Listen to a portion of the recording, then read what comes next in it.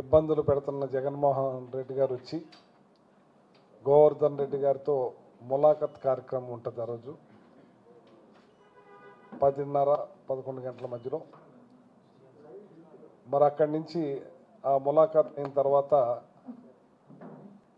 Even రాయలసీమలో కూడా ఎప్పుడూ జరగని విధంగా ఈ నెల్లూరు జిల్లాలో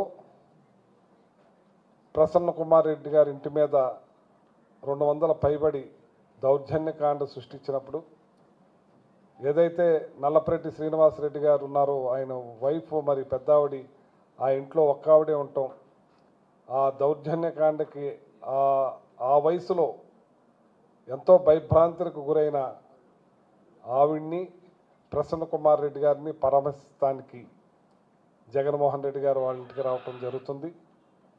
మరి ఆ జగన్మోహన్ రెడ్డి గారు 31వ తారీఖున కార్యక్రమాన్ని మా నాయకులు మా కార్యకర్తలు స్వాగతిస్తారని చెప్పి తెలియజేస్తా ఉన్నాను.